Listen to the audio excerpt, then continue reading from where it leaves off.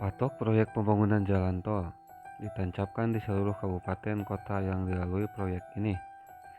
Setidaknya dari segmen 1 Kabupaten Bandung, Kabupaten Garut, Kota, dan Kabupaten Tasikmalaya yang bakal dilintasi patok-patok tersebut. Mungkin akan terpasang sebelum proses pembayaran selesai. Tidak perlu risau, justru akan menjadi petunjuk yang jelas adanya bidang tanah yang akan digunakan jalan tol. Patok yang dipasang kemungkinan bisa bergeser. Ada patok yang berwarna kuning serta patok berwarna merah. Patok-patok itu dipasang bersamaan dengan sosialisasi dan konsultasi publik yang dilakukan oleh tim persiapan pengadaan lahan. Dari PPK sendiri, patok yang dipasang menandakan lokasi yang bakal dilintasi jalan tol. Pada deretan patok yang dipasang, ada patok yang berwarna kuning yang menandakan sebagai tanda poros jalan tol atau titik tengah jalan tol nantinya. Dan sisi kanan kirinya akan terpasang patok yang berwarna merah sebagai batas area jalan tol. Nah, selain patok yang berwarna kuning dan merah, ada lagi patok dari bambu yang ditandai warna putih. Itu merupakan batas bidang tanah milik warga yang terdampak. Jadi dengan demikian, bila terdapat patok dengan warna-warna itu, masyarakat bisa mengenali batas mana saja bidang tanah yang akan terkena pembebasan lahan. Dan bila ada sesuatu yang ingin disampaikan atau keberatan, bisa dilakukan proses pengajuan. Misalnya seperti demikian. Tidak semua jalur yang dilalui jalan tol itu akan mengambil seluruh lahan milik masyarakat. Contohnya, dari 500 meter hanya terambil 490, maka 10 meternya akan tetap menjadi milik warga. Lalu bagaimana bila keberatan jika 10 meternya ingin juga dimasukkan proses pembebasan? Maka akan ada proses pengajuan berikutnya.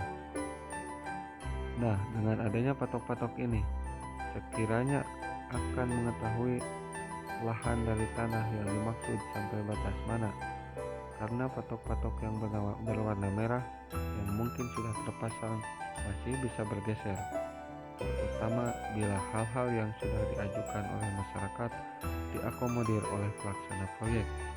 Hal itu tergantung dari kebutuhan serta kondisi dari bidang tanah yang dapat terdampak dari jalan tol. Rencana proyek pembangunan jalan tol saat ini memang masih dalam proses sosialisasi dan konsultasi publik.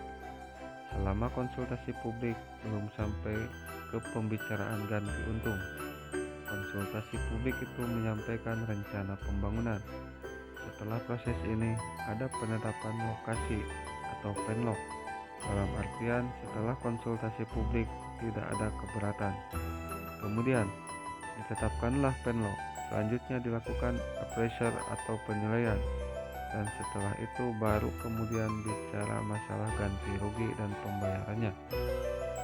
Tahap itu sebatas penyampaian informasi kepada masyarakat, istilahnya permisi dulu. Pembahasan ganti kerugian bakal melalui tahap tersendiri. Setelah adanya penetapan lokasi, pengukuran dan pendataan bidang serta aset, hingga penaksiran harga oleh tim appraiser independen. Misalnya Satgas A yang datang ke tempat lokasi akan mendata dan mengukur lahan atau bidang tanah yang dimiliki oleh warga. Kemudian Satgas B lebih mendalam lagi bila di lahan tersebut terdapat pohon-pohon. Misalnya pohon buah-buahan akan diukur berapa diameternya dan akan dihitung berapa harganya, termasuk tanaman-tanaman budidaya. Jika hasil panennya berapa, ada juga nilai emosional terhadap satu tempat. Misalnya lokasi rumah yang telah dihuni selama puluhan tahun tentu akan memiliki nilai yang berbeda. Selama tahapan pengadaan tanah, biasanya dari pemerintah kabupaten sebatas bertugas mendampingi tim. Selama tahap pengadaan tanah jalan tol, warga pemilik bidang yang akan terlintasi bakal dilibatkan.